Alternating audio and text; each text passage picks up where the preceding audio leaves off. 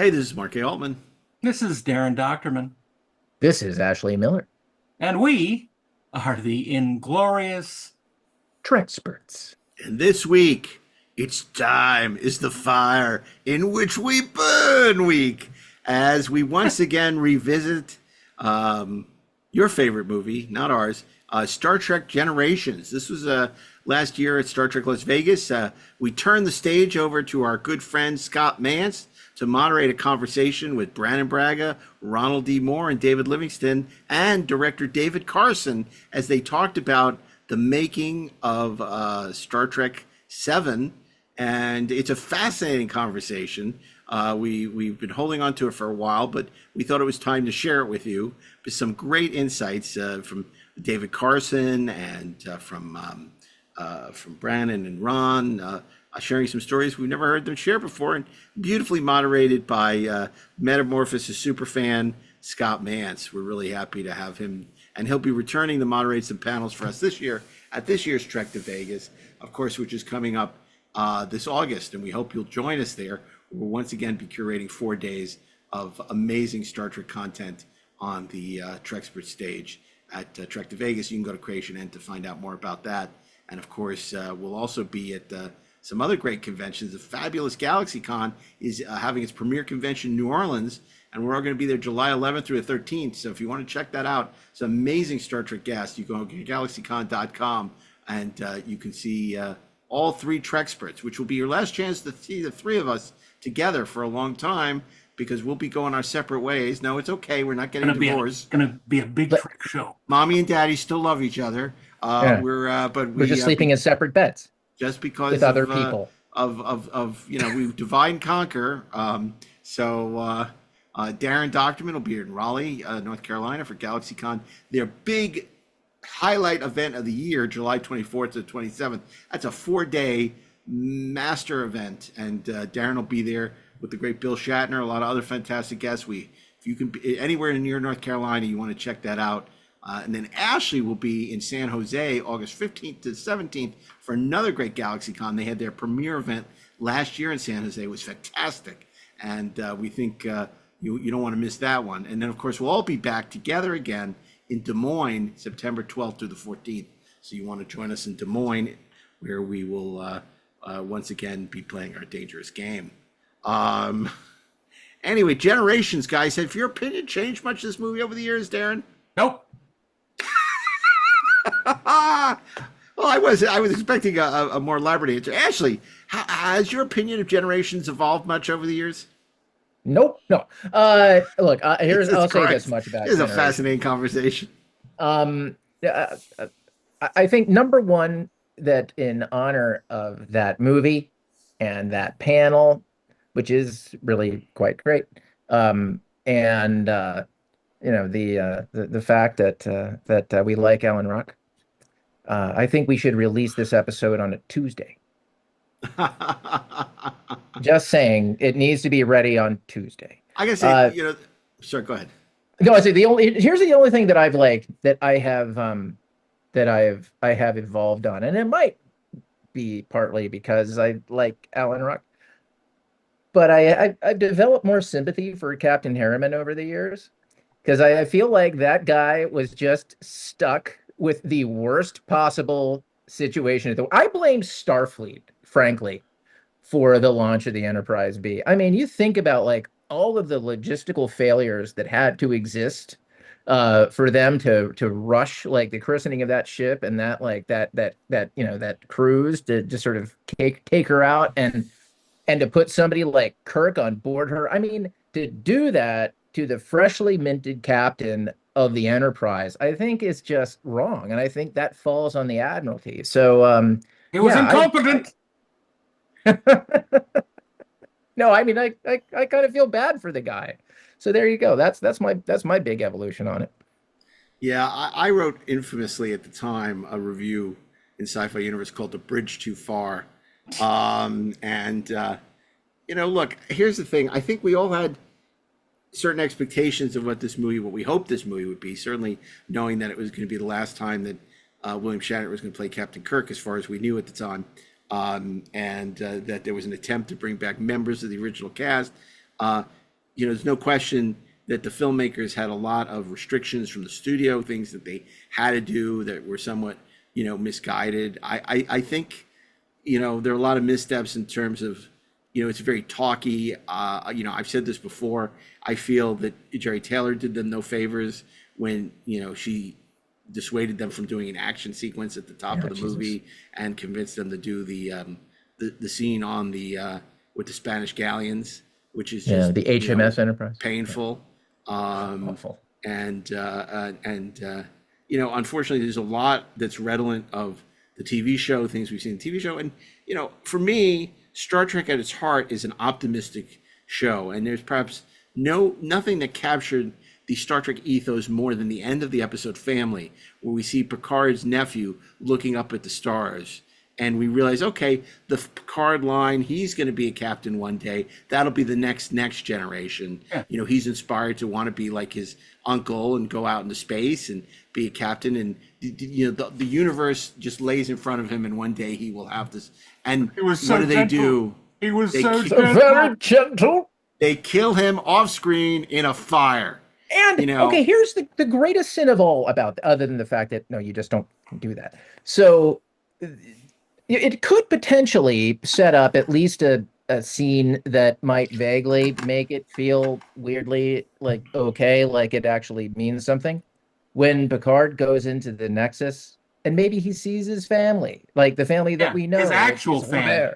His actual family, and his nephew. And it's like, and it could have been that because they put so much emotional energy. He saw his brother and his sister-in-law and his nephew and didn't want to leave because here they were alive again. Yeah, something that actually meant something to him. Yeah, you'd go like, of course he would want to stay in that. Of course he would convince himself, oh, no, this is the reality. And I don't want to wake up from that dream. But I mean, it's the same problem with like Kirk being like, chopping wood with Antonia and worried about where the dill is. You know what I'm saying? It's like there were moments, I know where the dill is. Missed opportunities. Well, I think they were so scared of Bill that they just wanted to give him whatever he asked for. And it was at that point that, I think Bill, was selling them a vision of Shatner's fantasy and not Kirk's fantasy. And that's why you don't have something like Joan Collins as, coming back and playing, which would have been, would have redeemed all sins. It should have been. If she came back as Edith Keeler. Steve Rogers going back in time and fall in love again with like Peggy Carter and deciding he's going to live his life with her. Like if one true love, and we would have been like, okay, I get it. And then both of those guys getting past that, I think it just is better drama. There still would be problems with that movie, but I think it would have mitigated some things. I mean, in the positive column, I think that that John Alonzo shoots those TV sets about as well as you could expect those TV sets to be shot. I agree. A lot of people don't like it. I love that look. Yeah. Well, the main problem is how do you fight an idea with a bunch of bad ideas? And that's what we have with Generations. There's just so much thrown in there to try and see if it sticks that nothing sticks. It just turns into a mess.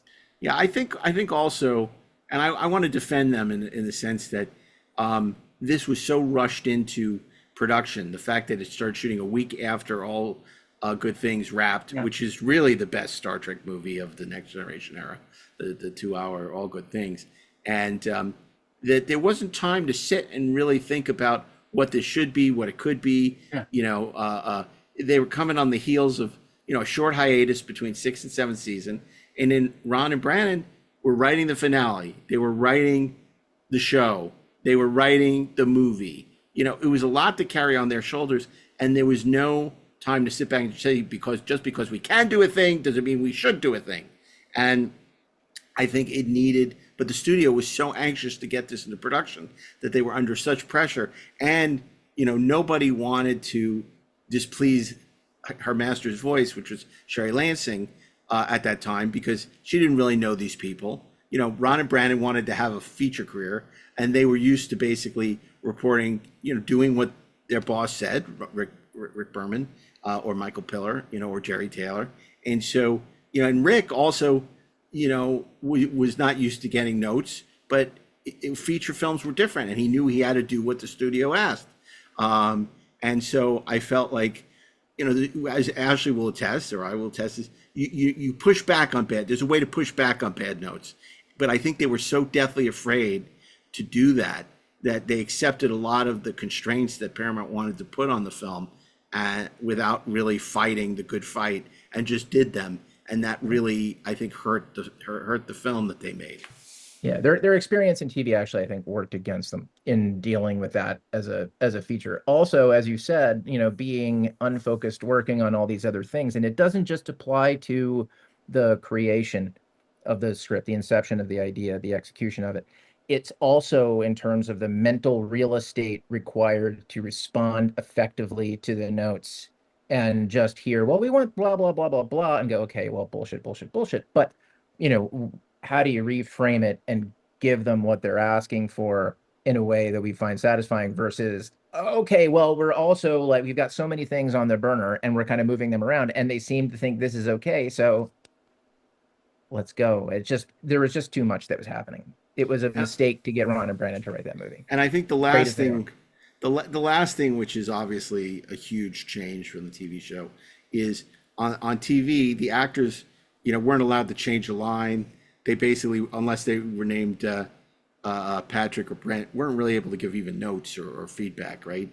And on the movies, the power goes from the writers, the producers, the director, to the cast. And the cast had a lot more say. And I think a lot of the damage that was done in Generations was because of Patrick. Patrick wanting to be dealing with this drama. Patrick wanting to deal with the loss of a family, stuff that he could play, these big emotional swings for him. And he wanted to be an action hero. He wanted to be John McClane. And a lot of that stuff just did not fit together. He didn't want Kirk to be the action guy. He wanted to be the action guy. And he's more cerebral. You want to see Kirk be the action guy, and Picard maybe coming up with some of the ideas, but not as physical. So when he's climbing on the rocks at the Valley of Fire and the mountain is falling on him, he's trying to destroy the launcher. And I mean, I challenge you to watch that and not laugh at some of that goofiness. I've got to get to the launcher. And then Malcolm McDowell, as brilliant as he was in stuff like Clockwork Orange and stuff, because he's done so many B movies and third-rate movies since his heyday as, one of the great actors, it's a little mustache twirly. Oh, yeah. And he's not a straight-up villain. They say time is a fire in which we burn our mustache. Yeah. Twirling. Yeah, but I think it's, whether you're a fan or you're not, this conversation is a fascinating look behind the curtain of what was going on in the making of Generations. And I think with time, Brannon and Ron and David have become very candid, or more candid, about everything that went into the making of this movie and the unmaking of the movie, as we would argue. And, I have to say, David Carson, to me, was the best episodic director. He did the brilliant Emissary for Deep Space Nine. He did Yesterday's Enterprise. He was a great choice for this film, and he really fought the good fight. And have a lot of respect for him and what he brought to this movie. So, yeah, man.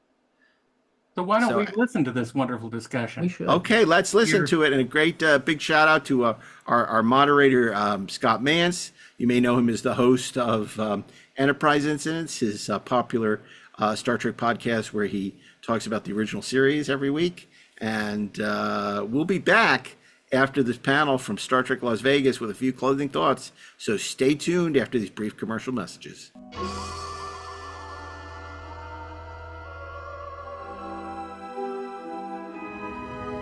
In a distant corner of our galaxy, a secret observatory is attacked.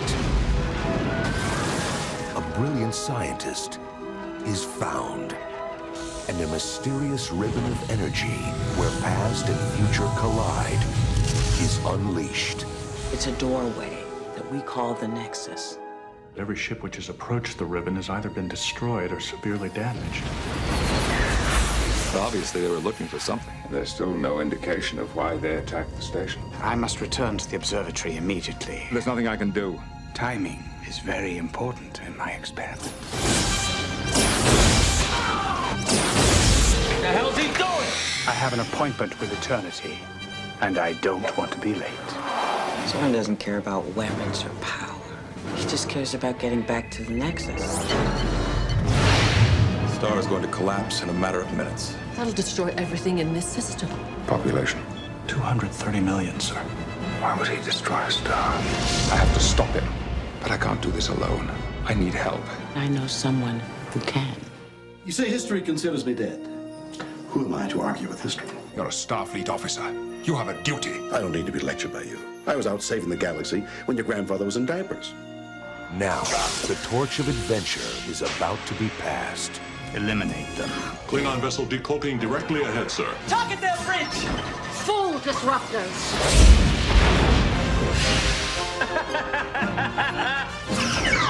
Let's go!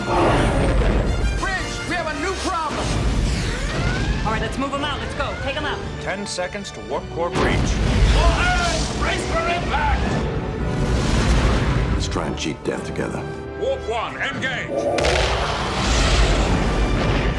Star Trek Generations. I'm so thrilled. We put together an amazing panel and an amazing moderator. So allow us to turn the stage over to Scott Movie Mance and enjoy this look back at Star Trek Generations. Enjoy. All right, so ladies and gentlemen, full confession here. So, like when Mark and Darren and Asha asked me to moderate this presentation, this panel for Star Trek Generations, I just went, oh my God, this is absolutely up my alley. This is the exact kind of conversation that I love to have for so many reasons. Because ever since Star Trek Generations opened up on November 18th, 1994, we're coming up on the 30th anniversary to the day. You know, it was a film that I loved then, but it'd been many years since I watched it, so I rewatched it to prep for this conversation, and I was like, wow, this movie really holds up. It's very, very good. It has aged exceptionally well. The movie cost $35 million to make. This is back in 1994. It made $76 million domestically at the box office, which is pretty comparable to what Star Trek's 2 and 3 made at the box office. So I am very excited to host this conversation, especially with two people who I've gotten to know quite well over these last 33 years since I moved to California. I want to bring out the writers of Star Trek Generations, Ronald D. Moore and Brannon Braga. Fellas, come on out, my friends.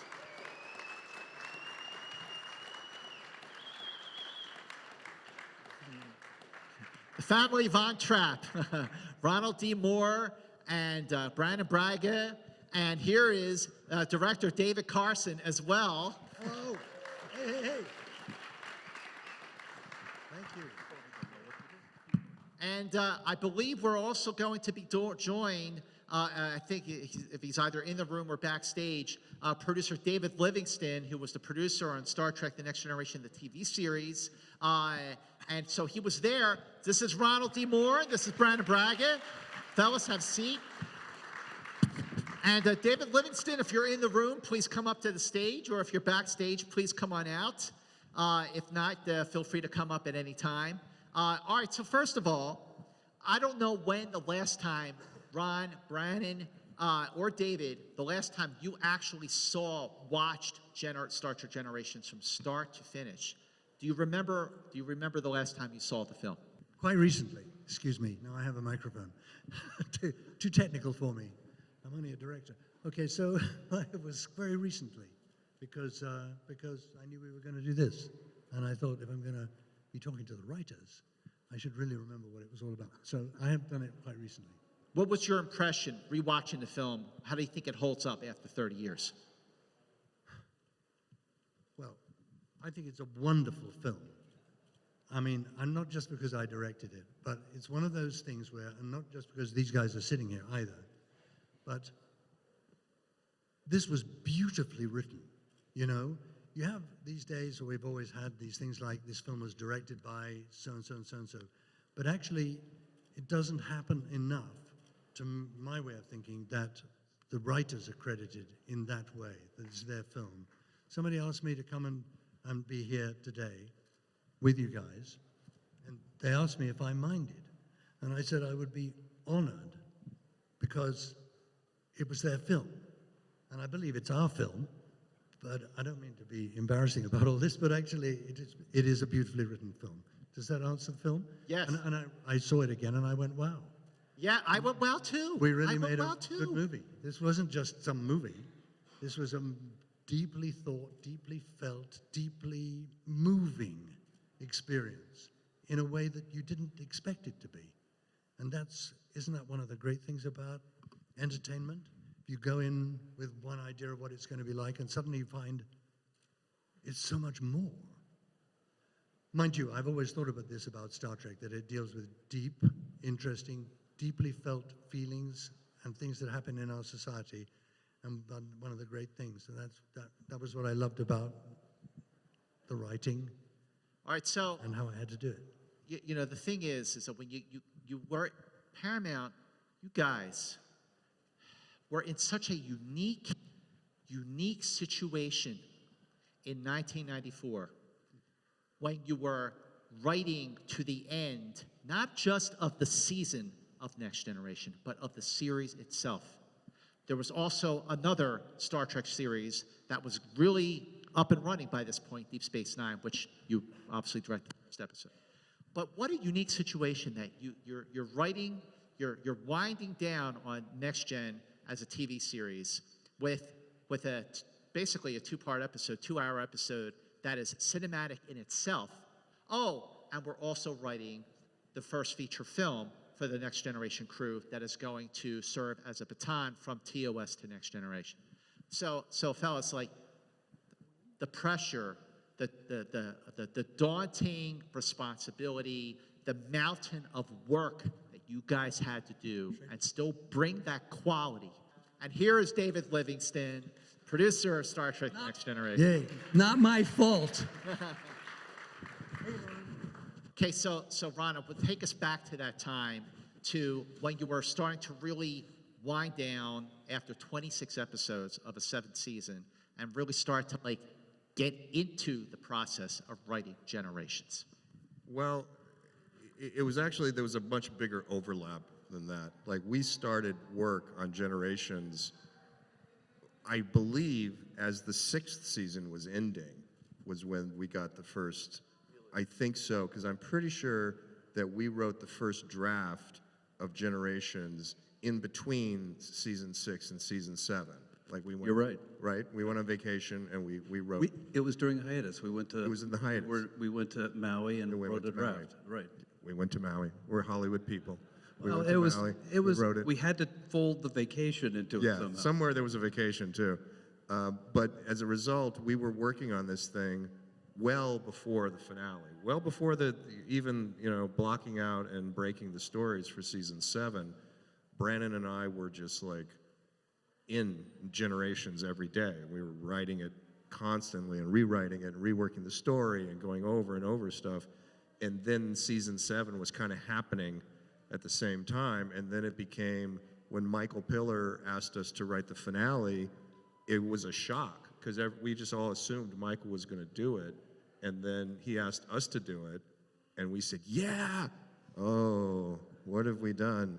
And there was a point, I will never forget this, there was a point we were at your apartment in Hollywood, and because we would write together, we were partners, and one of us would usually be at the computer and one would be pacing around, and we would kind of switch roles. There was a point we were at your apartment working on one of the scripts, and it was like a scene in engineering with Geordi, and we literally couldn't remember which one we were working on. And we were I remember that, yeah. Okay, but Brandon, what's your take on that too? Just when Michael Piller said, "Hey guys, why don't you handle the series finale of Next Generation while you're also working on the feature film?" Well, Ron's right. I don't think we hesitated. I mean, it was a great honor to do it, and we just must have had boundless energy, I guess. We were still on that TV schedule where we had to write that 2-hour relatively quickly, and then continue the long Generations kind of process, which continued beyond that. And there was something,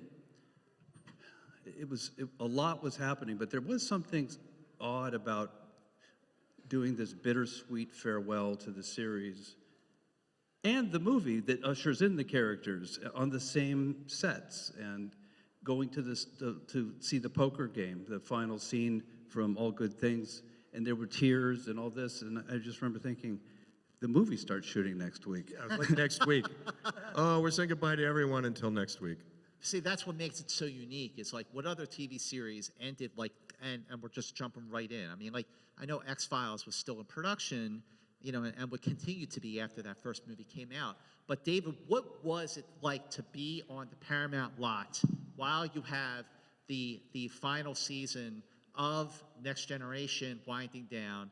The first, maybe you're starting to prep for the second season of Deep Space Nine. Oh, and there's a feature film where you're going to have some TOS cast members also filming on the lot. What was it like to be on the Paramount lot at that time? It wasn't the Paramount lot. It was the Star Trek lot.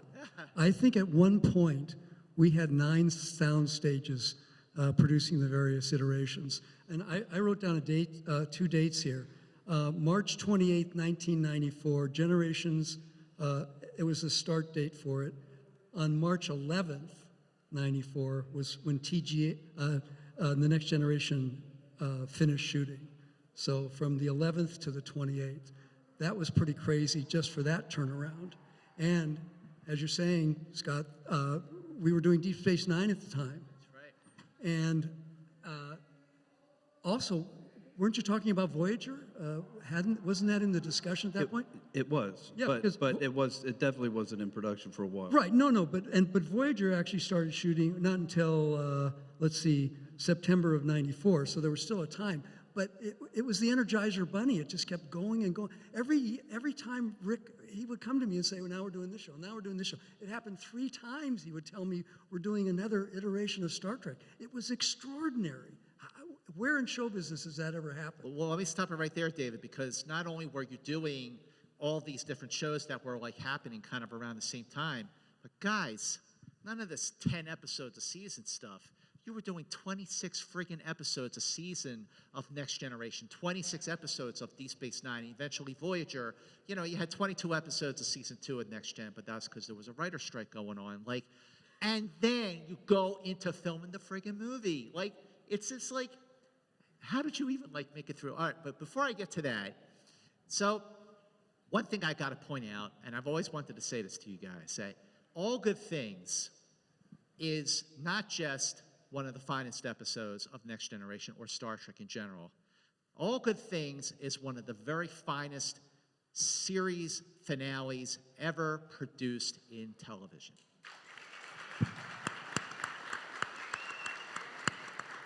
See, I'm not the only one who feels this way. It's a fact.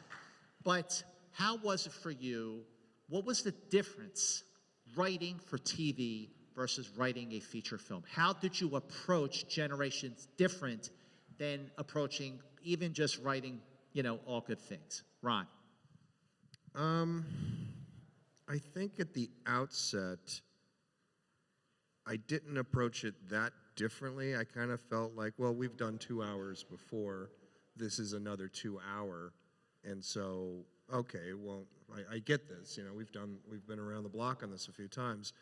And I think it took a while to realize that the stakes were higher, there was a lot more money involved. You were suddenly dealing with Paramount, a whole different division, the feature division as opposed to the television division, and the corporate entity was involved, and you just had a sense of, oh, well, everything is kind of much bigger, and it's not just me and Brannon and Rick in his office arguing about stuff. It has these broader implications, and that there were many more eyes on this. And as a result, it was going to take a lot more work and a lot more rewriting, and that the pace and the rhythm of how we were going to do this was on a much longer time frame than we were used to doing in the TV series. That was kind of where I started. And we used to say the TV show's like living with your family, and the movies are like seeing your family every few years at Christmas. You can take some bigger swings and some risks, like Data gets an emotion ship. We wouldn't have done that on the show, certainly not in any permanent way, because it just would have changed the character. But in a movie, it seemed like you had to do some bigger things, and crashing the ship. wouldn't have been able to afford to do that. Great job with that, David. So, David, I want to ask you, so David Carson, by the way, not only the director of Emissary, the series premiere episode of Deep Space Nine, which itself is cinematic, but the director of the Citizen Kane of Star Trek The Next Generation, which is yesterday's Enterprise. David Carson, ladies and gentlemen. Yes. Truth. How did, before, we're going to get to like how you came to direct Generations, but before we get to that, just like with these guys, the approach to writing film versus TV, the approach to directing film versus TV, still staying in the Star Trek world, but what a big difference. The motherlode going from TV to film. What was that transition like for you? Well, the basic difference for a director approaching a movie as opposed to TV is that you're invited to come and direct an episode of a series, basically that is already going. Your job is to serve the series that comes that you take the job in as a director, but you have to understand that the executive producers and the writers have already done much of the work that you would do as a director because of the continuity of characters and things like that go along. So therefore, you have to really admire the series that you're directing an episode of and fit into the world that has been created by the other creative people who are working on it. I mean, for example, if I have a scene with one of the regular actors and I'm directing the actor, and my comment at the end of the take is, it'd be much better if we talked to the producers about this and the writers, because if you played it with a wooden leg, it would be much more interesting. But so basically, there's that. As you approach as a director, as you approach a movie, it's different because there is a much longer time to think about exactly from the idea onwards, if that's when you get employed as a director, or when eventually the script is finished or a version of the script is finished that the producers and the writers have dealt with and they invite you to come and direct it, which is what happened to me. Then the opinions are shared now between the writers, the producers, and the director in a way that does not happen in TV, because the TV machine has to keep going and you can't stand around talking about wooden legs. You have to get on board and do that. But for a movie, then it's an opinion that the writers and producers, I believe, the writers welcome, because they're now going to be able to make sure that the partner they have as a director is going to commit the movie to the overall visual style and the idea that they have in their writing, and that is communicated to you by the emotion and the scenes and those kinds of things. It's a long-winded way of talking about it, but you know what I mean? That's the difference. You go in to do an episodic show and it's bam, bam, bam, bam, bam, bam, bam. With a movie, it's much, much different. And with a complex movie like this one, which had so many wonderful elements to it, it required a lot of thought and meant that we had to get on the same page, and that these guys would see coming off the stage in dailies what they wanted to see, what they'd written, maybe with a little bit of embellishment here and there, but that embellishment needs to be in line with what they've given to a director. Back in the days when you watched dailies in the movie theater, right? Yes. You went to the Paramount Theater and watched your dailies on the big screen, which was... That's right. You had to watch every take that you printed, but it was fascinating and a better way to do it, probably. Yes, it was, because you were sitting next to the great creative. Like we had the wonderful cinematographer John Alonzo. One of the greatest. One of the greatest, and he was sitting next to me and telling me what was working and what, his contribution, the contributions of everybody were wider and affected more people all through the shooting, the writing, the laying the production out, the shooting, the casting particularly. All of those things.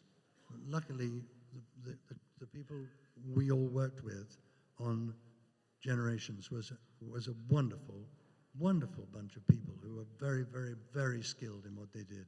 And John Alonzo, who was the cinematographer, who won an Oscar for, what did he win an Oscar for?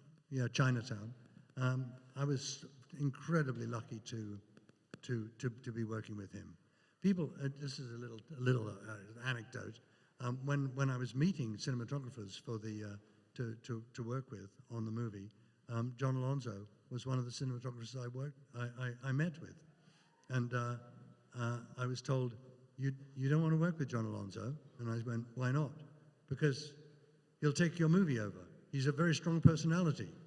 I quietly thought to myself, well, I'm quite a strong personality too, but actually we got on incredibly well together. And he was, of course, the one that I chose because his wisdom, his knowledge, his ability to take a film with a certain ASA from a filmmaker who actually made the films and test the film, not as they wanted it tested, but as he believed it should be tested. He was that kind of creative person, and it was a pleasure to work with him. I really liked, for instance, and you wouldn't do this on the TV show because there's no time. One of the big differences with TV is there's no time to light, really. And I remember there's this great scene in 10 Forward where they're near this big star, and you just had sunlight pouring in, as it would. Beautiful shot. And it's just, and I just remember thinking, oh, that's the difference with a movie. You had time to think about this and execute this.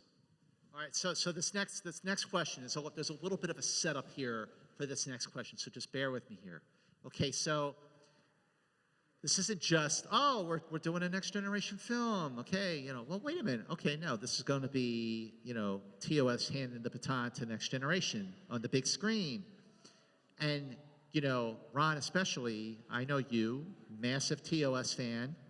I am totally in agreement with you that Conscience of the King is an excellent episode of the original series, very, very underrated, and that you are a massive Kirk fan. So my question for both of you guys is, when it came to that point, whose idea was it to kill James T. Kirk? I'm trying to remember. I've been asked this before, and I can't honestly remember the genesis of it, but I do remember that it was in the air. Like, oh, and maybe in the next one, Kirk dies. It was just something that was kind of in the air around the show, and when we were tasked to do the movie, it was one of those things that was kind of already on the table. Like, oh, and maybe this. It was a maybe. It was like, and maybe we'll kill Kirk in it, but we're not sure. And we're gonna have the original series cast. We're not sure how many, and we don't know how many minutes they'll be in the film. They were literally counting the minutes of how long these guys are going to be in the film, which was maddening. But the idea of killing Kirk, I don't remember there being like a moment when we all said, "Hey, here's an idea." It just felt like it was in the air, right? Yeah, I don't remember either. Just as well, really, because Malcolm McDowell had death threats for killing him in the movie. Yeah. So did I. Oh yeah. So as you were starting to get story ideas down, maybe starting to come up with outline scenarios, scenes that maybe you didn't have a chronology yet, were there different scenarios that you guys really talked about? Well, what if we killed him this way? What if we had him die this way? What if we had him die on the bridge of the Enterprise? What if we had him die in a fight with the Klingons? Were there scenarios that you sort of batted around before you came to, he's battling Saran, and that was how he died?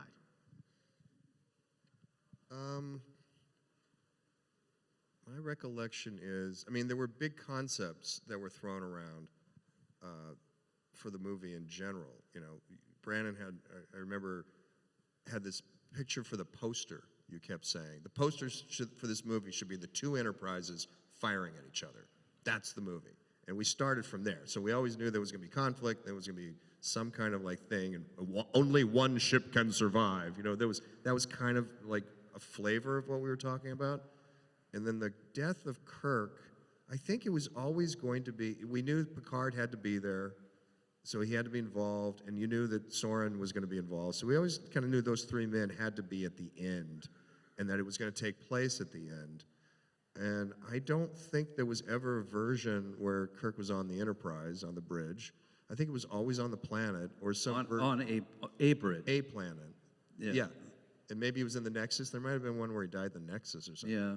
And I remember initially we had written a Kirk death scene, and you shot it, David, and it was ended up getting reshot, where Kirk was shot in the back. And we'll get to that. Oh, okay. We're going to get to that because that's a whole other conversation. All right. So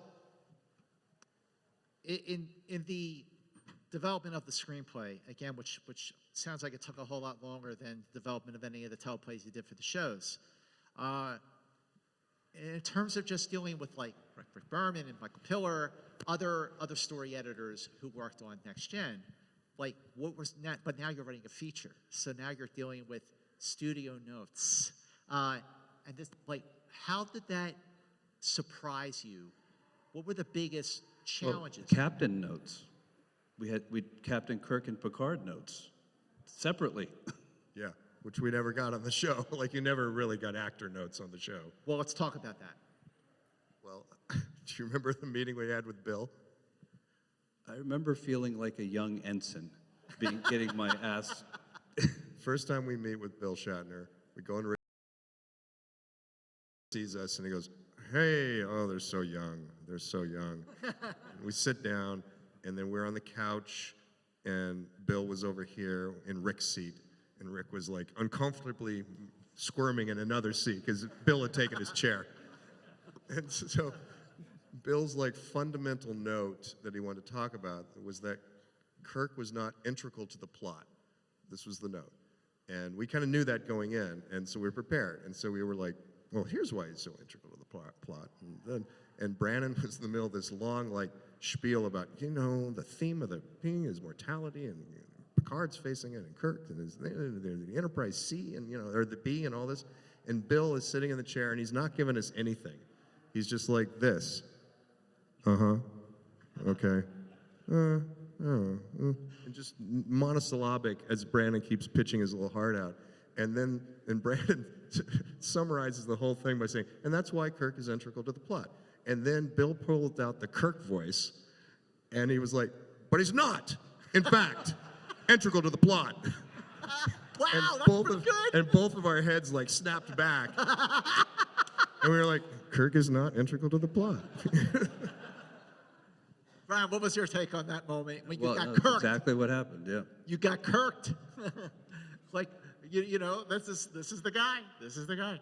All right, so let's talk about, you know, David, before you came on as director, I knew you guys were talking to someone else to potentially direct Star Trek Generations. Someone had already directed 2 Star Trek feature films by that point. So who was that person, and what was the development and sort of the why you didn't move forward with that particular director?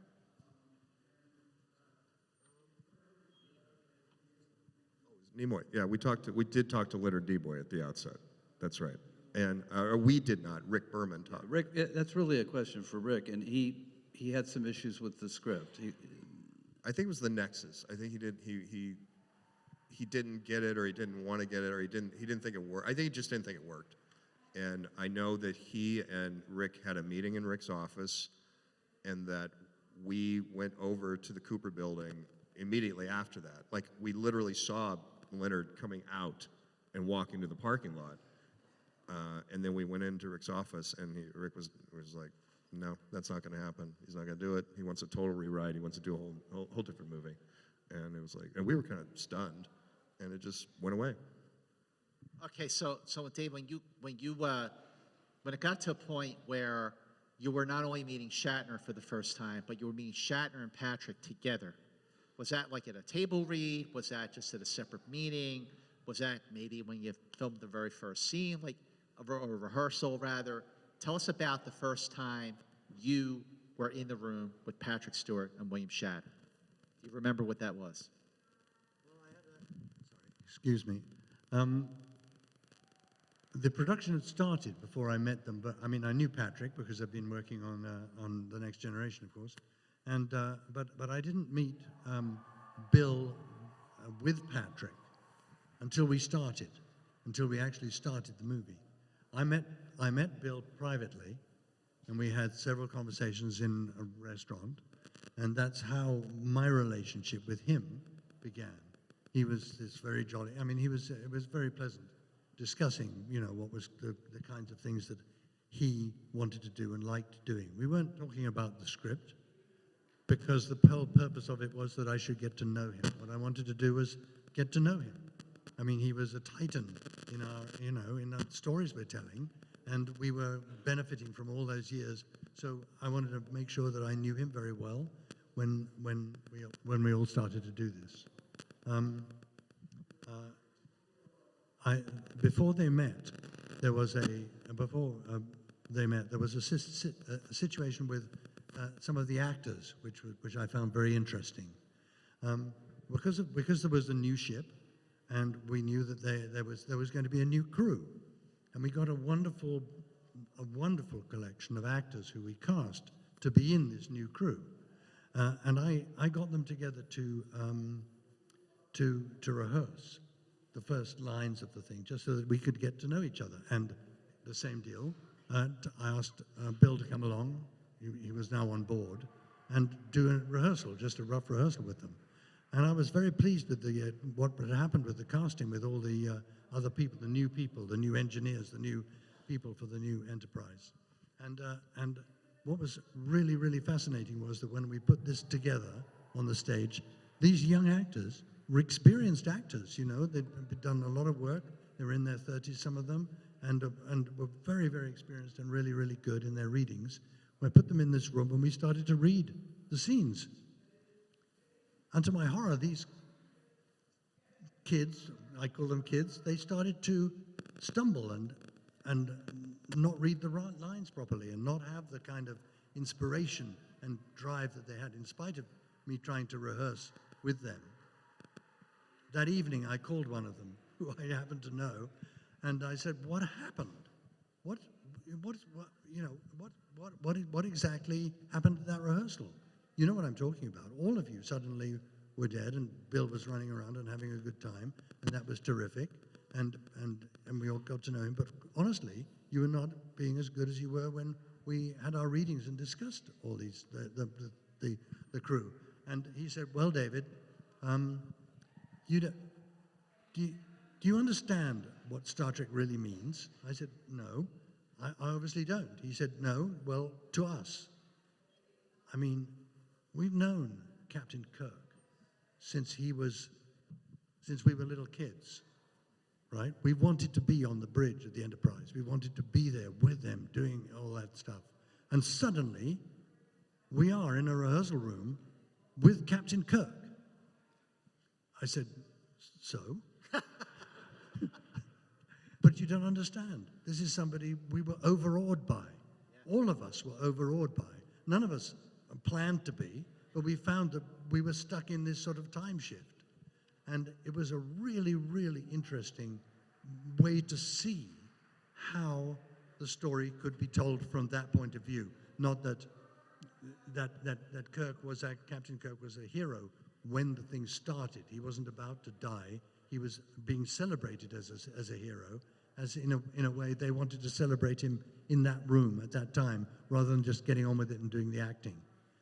And as an icon, which he, Kirk, and Bill Shatner are in our business, it was absolutely opening of the eyes to what's going on. "Yes," my friend said, "you're English. You don't understand. This is what we went through, and this is what we think of Captain Kirk."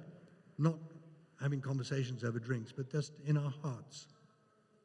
Very, very, very interesting. David, I want to ask, so because the cast is going directly from the last episode, from All Good Things, like you said, next week we're filming the movie. What was it? What do you recall about the mood of the cast? This is not going to be like they're filming the last scene and then that's it, they're out the door, game over. Like, game isn't over. It's going to keep going into a feature film. Like, what was it like? What do you remember about the mood of the cast while you were working with them on the series, as they were approaching the end of that going into the film? What was it like for Patrick and Marina and Gates and Jonathan? I have to be quite honest. When we did the Deep Space Nine pilot and the subsequent episodes, Rick kind of moved me off of the Next Generation. So I was not as involved, even though I was still ostensibly the supervising producer. I didn't have any real day-to-day operations. So I can't really answer that honestly. All I know is extraordinary how we didn't miss a beat. We had such a well-oiled machine, and a lot of the creative people moved from, not the director of photography, but Herman Zimmerman, the production designer, Bob Blackman, the costume designer, Michael Westmore, the Akutas. So many of the production staff from The Next Generation seamlessly moved onto the feature, while they were doing, a lot of them were also doing Deep Space Nine. I don't know how we did it. I don't know how the production people did it, had to turn around shows in 7 and 8 days. How you guys did it as writers. Today, you get these streaming shows that are, 8 and 10 episodes, and they take forever they can shoot for 12 or 15 days or whatever. And you guys had to turn these things around in 7 and 8 days with a new script. We didn't always get them on time, but they ended up being there eventually. And as you were saying, Scott, 26 a year. And then to move seamlessly on into a feature film, what an extraordinary experience.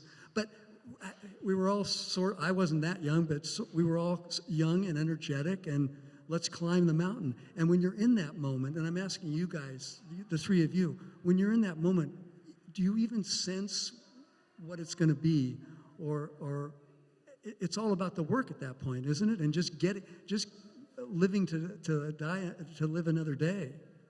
Yeah. Did we think we'd be here talking about it 30 years later? How crazy is that? No, I don't think you anticipate. You can't look. You just couldn't look too far ahead. You had so much to deal with that was right in front of you, and the furthest horizon you could think about was like next week. What's shooting next week? What are you prepping? And the movie was on a different timeline, what we talked about. But what you reminded me of, and what doesn't get talked about enough, I think, in these discussions, is the Herculean effort of the production that it took. Because what isn't talked about a lot is that it wasn't just that, we finished doing Next Generation, and then the following week, we show up on the same sets, in the same costumes, and just keep filming.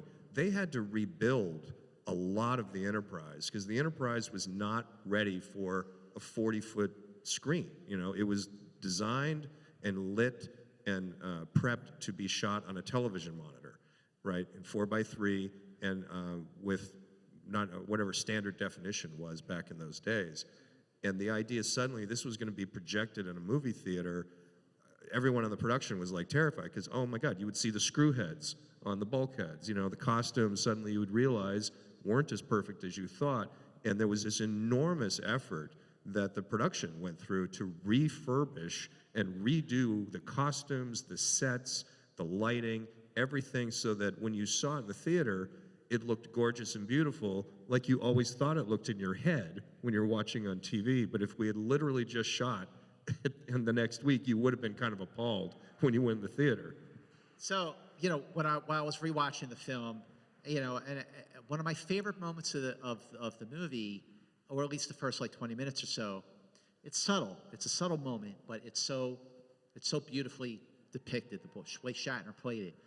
So the Enterprise B is caught in the Nexus, and Harriman says, "I'm going to go down to engineering. You take the ship," and Kirk gets in the chair, and he's like, grabbing. He goes, "No. Your place is here." You had to, that's Kirk, thinking of the ship before thinking of himself. Okay, while you were watching those scenes being filmed on the B with Shatner and Walter and of course Jimmy, what was that like for you guys? This is like a very, very big deal, big responsibility. Again, being a massive, lifelong fan, to watch Kirk on the bridge of a movie you wrote. To be perfectly honest, I missed a lot of the shooting. Ah! I didn't. I was really tired at the end of when we wrapped Next Gen on All Good Things and we had our wrap party. I remember I literally drove from the wrap party to the airport and got on a plane and took a cruise and just was like, I need to be out of this space and decompress for a few weeks. And as a consequence, Brannon really was there when we were shooting, especially initially. And I saw very few actual scenes being shot on the movie, because when I came back, then I had to start on Deep Space Nine. And I don't know if it was, I'm sure there was a part of me that was wanting to move on. I was ready to start a new chapter, and I wanted to really throw myself into Deep Space Nine. And even though Generations was shooting on the lot while I was there, and I could walk down to the set pretty much whenever I felt like it, I didn't take the opportunity to do very much. I saw a couple of scenes. I saw one scene when Kirk was on the bridge of the B. I remember that, and it kind of giving me a chill just seeing him in the uniform and giving some lines. I remember that was a thrill. And I saw the beat where he, there was that big warp core thing that he had to run and do on the B, and I saw some of the shooting of that. And I didn't see a lot beyond that. Like, you got to go on the Lady Washington, right, on the sailing ship? I missed all that. Yeah. I just remember what a different pace of shooting. I mean, you're not doing 7 pages a day. You're doing a page a day or 2 pages a day. But it was, you know, it was my first movie. It was cool. What was the first scene? Pardon me. What was the first scene, David, that you shot with William Shatner and Patrick Stewart? The first scene that you shot, was it scene with the horse, or was it out at Valley Fire? Do you remember the first scene that you actually shot? It was in his house. In the house. In the dream, cooking eggs, and arguing about who was upstairs and who wasn't, and what was going to happen in the future. Yes, that was the first scene. All right. Speaking of who was upstairs, I know you've gotten asked this many times over the years, but for the record, why the hell wasn't Edith Keeler the person that we saw in that house with Kirk in the Nexus? Right. Yes, this was a point of much contention in our meetings with Rick. Brannon and I were sort of the opinion that this should be Edith Keeler, whether you saw her or not. We just wanted to use the name. Edith is upstairs having breakfast. You know, was a throw. And Rick was adamantly opposed. We just had long arguments about it. And But why was he opposed to it? I think, you know, Rick had a general aversion towards referencing the original series overall. I think it was... You see Kirk? It was Kirk, and it was complicated, and he just didn't want it. He was like, we're not going to reference some woman from some episode, you know, from the old show that 90% of the audience doesn't even know who the hell that is. Oh my And I was like, well, I think it's less than 90%. I think it's quite a few people know who it is. But it's the episode. It was the thing, and we settled on, Antonia, which we pulled out of nowhere, that we were just like, he had some woman, and Antonia became her name, you know? I actually think if it had been Edith, it would have enhanced the film. I really do. I think you would have been more invested in Kirk not wanting to leave. It would have been... Because that episode brings such emotional weight to it. It's a shorthand. He would have let her go again. Right. Exactly. You know? All right, so... Okay, so... The movie opens, you know, with the champagne bottle hitting the Enterprise B, christening the Enterprise. But there was a scene that was shot, a scene of Kirk parachuting into Earth's atmosphere, and it was I believe it was shot. I mean, there's photos of Shatner and you know, Jimmy and Walter, and like, why wasn't that? What was it like to shoot, you know, that scene with the three of them, and after Kirk has parachuted into the atmosphere? What was behind the decision, David, to not include it in the film? I think there seemed to be many reasons why it shouldn't be included in the film. There's some I think Rick said that it was to do with having some comedy at the beginning of the movie. I think it was, to me, my feeling was that you shouldn't put Kirk in a comedic situation, which, seeing the costumes and seeing how it was likely to look, might well have been even unintentionally comedic. especially since these were meant to be old men running around a field in an athletic moment, and it wasn't going to look like that because it wasn't going to be, you know, hey, this is the next check, you know, we're doing space jumping now, it's going to be amazing. It wasn't working like that at all. So it was better to put forward an idea that I did about christening the new ship. Yeah, absolutely. And making it into a spectacular sequence. It is a spectacular sequence. Which kicked the movie off. But that was basically it. It was like we went out there with cranes and everything to do this re-entry and everything, and it just didn't work. And it didn't work because it was hitting unintentionally the wrong sort of buttons that needed to be at the beginning of the movie. This was my opinion that I put forward, and I think everybody agreed with it, which is why we dumped it. All right. So recently, I read an interview with it was online. I don't remember what site it was. I'm trying to remember if it was on a social media thing or if it was actually a written article somewhere, that Walter had asked William Shatner, why did you let yourself be killed off? Like this is a big deal. Like, this is it. You know, it's not like they're going to bring it back like they did with Spock. Like, why did you do it? And Shatner responded to Walter Koenig, I felt like I didn't have a choice. Did you sense in any of your conversations with Shatner at that time, during the making of the movie, during that first meeting where you got Kirked, that you, you know, for lack of a better word, that he felt like it was something he wanted to do, or felt like it was something that he had to do? I don't remember there being that question. I remember from I think everyone has a perspective on some moment like that. And I think our perspective was, we wanted him to do the movie, right? And we wanted it to be about the death of Kirk on his storyline, and then him meeting with Picard. But I kind of remember us having overt conversations. Well, he may not want to do it. And if he doesn't want to die, he ain't going to die. So we kind of were like hoping he was going to do it.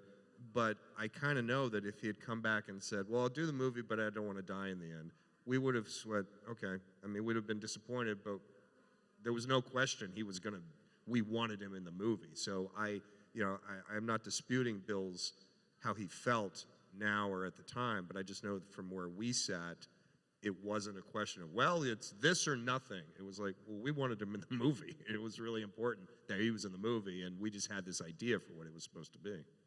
All right, so in September of 1994, so the movie opened on November 18th, 1994. In September of 1994, I don't know how the hell I lucked out with this invitation, but I got to go to a test screening, I think it was like the test screening of Generations on the Paramount lot.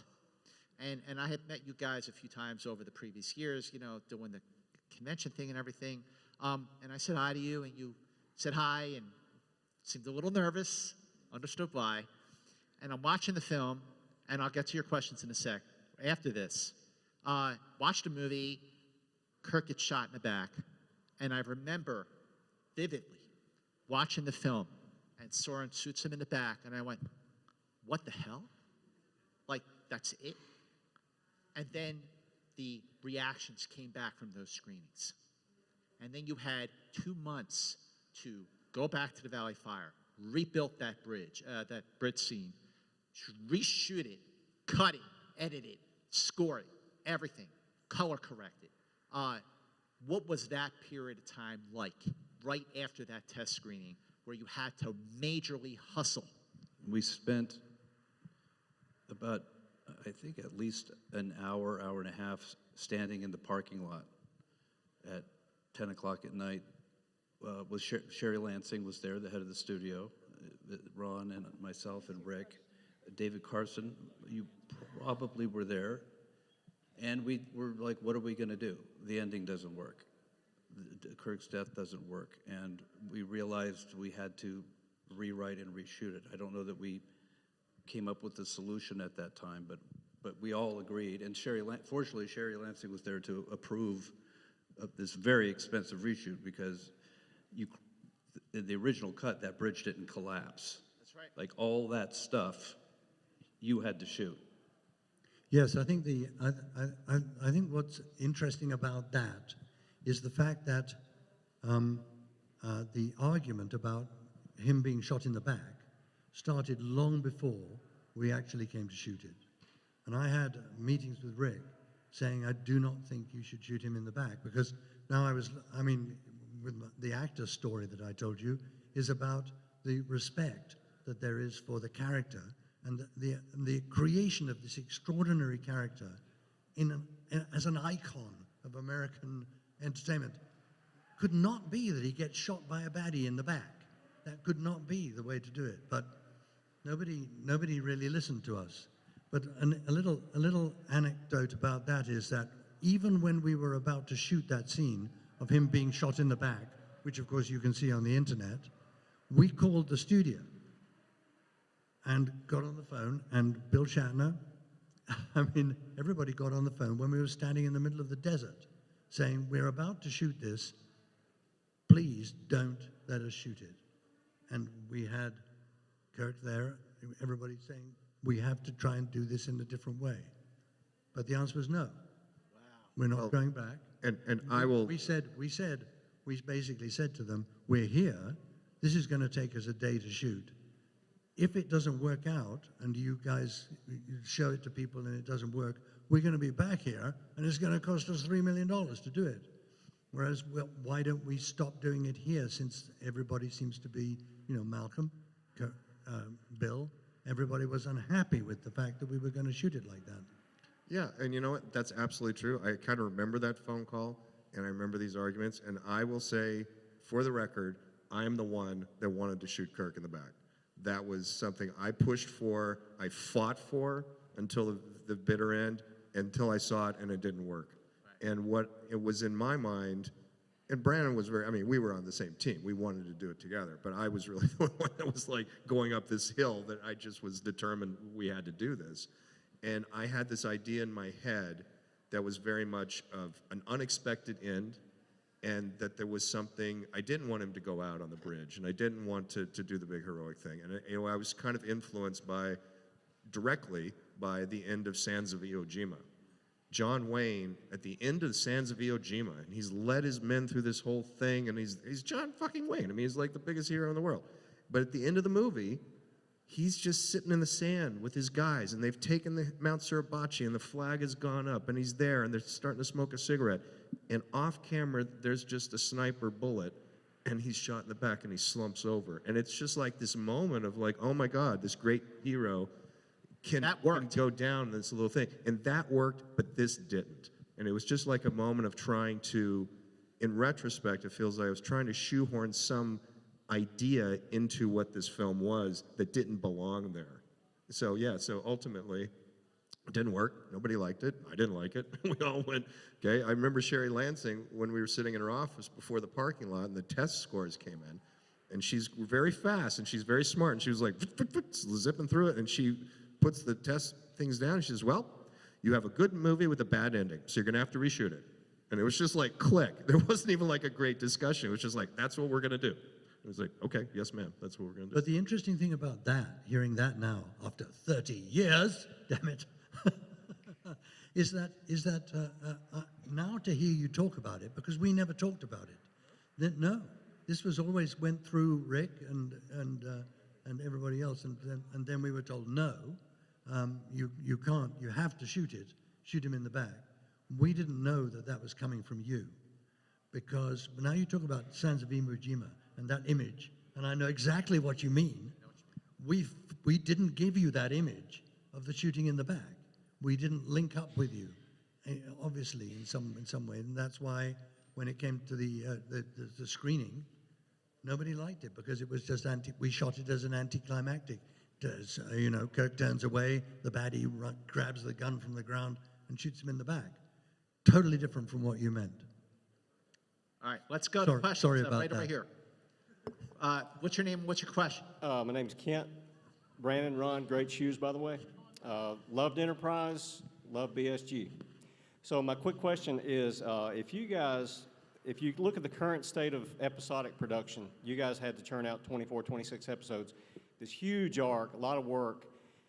Is the new format of the shorter seasons, is that just lazy to you guys, or do you feel like that's, you know, because I hear, well, it's better, you know, it's better quality, better, it looks, everything's better. But in your view, is this just lazy? Are they babies? What's your view on that? Strangely enough, it takes just as long to make 8 episodes as it does 26. It's like work expands to fill the time allotted.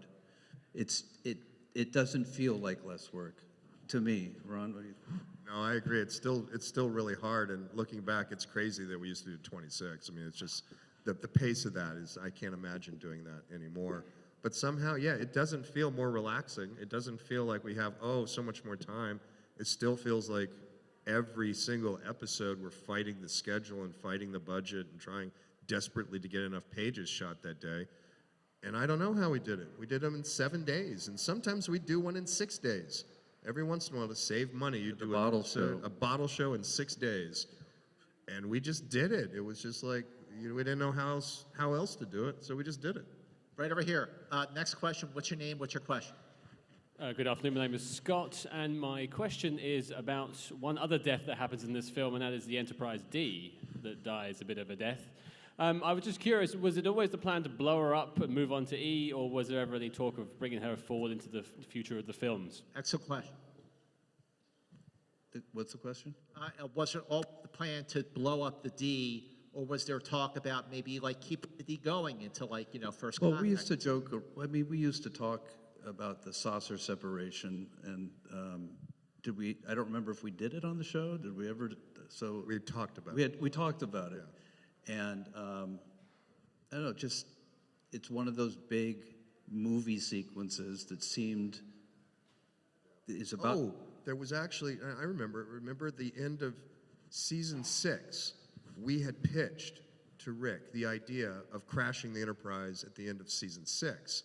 Remember, it was going to be heading home, and then it was sidelined, and the saucer section separated, and the whole crew was like stranded on this other thing, and it was like it was going to be a big cliffhanger. Yeah, you're right. And then it was just way too expensive, and there was no way we could possibly do it. So we just filed it away as like, well, that's a cool idea. We should come back to. And then we just kind of said, oh yeah, here's a movie, lots of money, let's do it here. So there was going to be an Enterprise, potentially an Enterprise E in season 7 of Next Generation. Or I don't know if we thought that far in advance, or if they were going to salvage it and put the D back together. I don't think we hadn't figured that out yet. Yeah. But, you know, the death of the Enterprise thematically fit the film, too. I mean, it was about... It did. Absolutely. All right, next question. What's your name? Hi, my name's Andrew. Generations is my favorite movie, but also my favorite musical score. Sometimes I listen to it in my car or wherever I'm going, and I can picture the whole movie song by song or track by track. Can you talk about the approach to the musical score and maybe how that differed from TV? Because, like I said, I can just picture the champagne bottle. I can picture the Enterprise crashing. Thank you.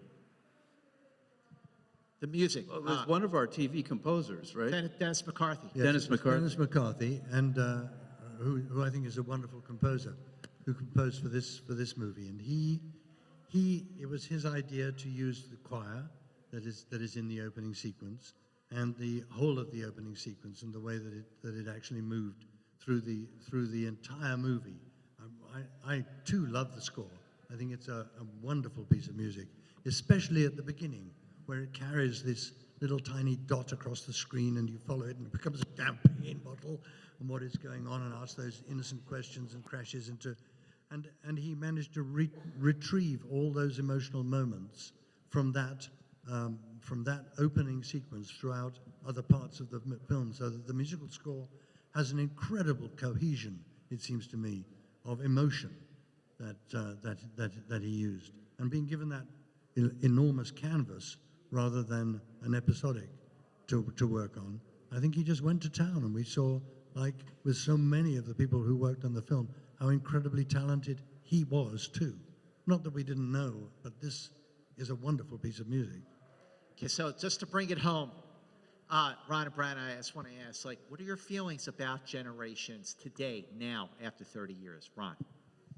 Yeah, I'm proud of it. I'm disappointed by it in some ways, to be honest. There's things about it I wish I'd had an ability as a writer to reach deeper and to sort of explore. I mean, the idea of mortality on so many levels, the death of the Enterprise, the death of Captain Kirk, Jean-Luc Picard facing death for the first time. These are profound ideas, and especially within the Star Trek universe. And I look back and I go, I wish I had another crack at it, because you know I wanted so badly for it to resonate deeper. But nonetheless, I look at the film. I take a great pride in the film. I think it is a beautiful piece. I think it is something special, and it was the first film I ever did, and it was in a very special part of my life and in our lives. And so it's an interesting memory as I look back at it. Brannon, take us out. Perhaps the best part is 30 years later hearing people say it's their favorite movie, which on one level I'm like, are you nuts? but on the other hand, you know, I think about, I'm a James Bond fan. The first James Bond movie I saw, The Spy Who Loved Me, and I think it's not the best Bond movie, but it's my favorite. And it's really a generational thing, and it's very appropriate that it would be called Generations, because everybody has their show, their movie, and I'm glad that it's persevered. I'm glad there are people here that want to hear about it still. So, like I said earlier in this conversation, you know, going back to All Good Things being one of the finest series finales ever produced in television history, I just want to say to Ron and to you, Brannon, like, the fact that here we are 30 years after Generations, after All Good Things, and that you have continually topped yourself with television, whether it's Salem or Orville or BSG, baby, so say we all, or From All Mankind.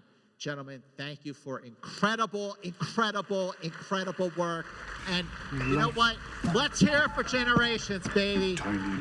Yeah, Generations. Yeah, Generations. Thank you. Thank you very much. We're back. We found Spot. Everything's okay. Spot's okay. He's a good cat and a pretty cat. Yeah. The Nexus is gone. You know what I love most about all that is, I mean, this is just me, but, and obviously, Mark, you are like the man when it comes to doing like these oral histories of, you know, of the franchises that we love and like these movies and all. And that's all, to me, that's all great. But my favorite thing is hearing about people discuss a well-intentioned failure that I wanted to work. Mm-hmm. And why things fall apart and why things didn't quite. Why things don't work on a starship. Why things don't work on a starship. Don't work on a starship. I could listen to that all day, or just talk to people about that all day. It's very easy. It's too easy and kind of boring to hear people talk about success, you know, unless they really truly did something that was innovative and they had to get past some incredible like resource limitation that you didn't even think about. Well, Scott was really smart. Scott, if I do say so myself, Scott read my chapter on Generations in 50-Year Mission, which helped him prepare for the. You read my book, Rommel, but he, you know, to prepare for this interview, and I think that's why he's able to go, you know, plumb some really interesting areas that people who are less familiar with the history of this movie might not do. So I thought, like I said, I thought you did a great job, and it is only a glimpse of the kinds of things that we will be bringing you this year at Star Trek Las Vegas 2025, where we'll be doing similar types of panels. And the only difference is you can be there. You can sit in the audience. You can listen, and you can hear these wonderful panels when you attend, and find out more information at creationend.com. And this is only one small sample. It's a taste. It's not a cheat, Eve. It's a lick. And how many licks does it take to get to the Tootsie Roll center of an Inglorious Treksperts pop? I don't know, Ashley. How many? 3. A 1, a 2, a 3. I thought it takes 1,701. Oh, yeah, that too. God, that's a lot of licking, though. Yeah, yes, it is. Okay. All right, then. On that note. On that note, but we hope you'll join us next week for an all-new Inglorious Treksperts. We'll bring you an all-new episode. And as always, it's great to have the wonderful Ashley Edward Miller back with us here on the show. So, it's great to be there. I hope we'll see some of you down in New Orleans. I know we're gonna have a great time. For those of you who don't like our restaurant reviews, you're out of luck, because I know we're gonna have. This is the big one. This is the big one. We're not gonna mess around. In fact, it's just we should just do an entire episode that's just the restaurant. I'll tell you what, we'll bring back leftovers and then we'll raffle them off on the show. No, we're not going to do that. We're going to go full revolve. That's right. The salad bar does not have a... No, anyway. So listen, thank you for joining us. And again, just to remind you that Inglorious Treksperts is brought to you by the Treksperts Podcast Network. And I don't have the right thing here. Where is the right thing? God damn it. Jeez, that's not my notes. Executive producers Mark A. Altman, Darren Dochterman, Ashley. Keep going. It's produced by Peter Holmes. Produced by Peter and Brian Mix. And Brian Mix. Original music by Joe Kramer. Sound mixing by the great Mark Rivera. There we go. You can open hailing frequencies by emailing us at trekspertsplus@gmail.com or find us on all major social channels, including Instagram, Facebook, Threads, Twitter, and now Blue Sky and Inglorious Trek or Inglorious Treksperts. And our Discord. And don't forget to check out our Discord channel. The link is in the show notes. A lot of fabulous conversation. It's a great way to have an after conversation about this very episode. Are you a fan of Generations? Share your pain with us on Discord or your love. If you're a fan of it, you don't have pain. You don't have to share your pain. You can share your love, your excitement. I know a lot of you love it, and nobody begrudges you that. I'm glad you get the excitement out of it. You can also subscribe to Inglorious Treksperts, Tech 78 on Spotify at trekspertsplus.com, or follow us now on YouTube, and you can rate us and subscribe on Apple Podcasts, Spotify, or wherever you listen to podcasts to make sure you don't miss a single episode of this beloved series. So on behalf of the guys, that's us, Ashley Edward Miller, Darren Dochterman, Mark A. Altman. Fire the rockets. No, we don't. No rockets to fire. This is the mothership, baby. Keep on trekking, ingloriously, of course, and we'll see you next week.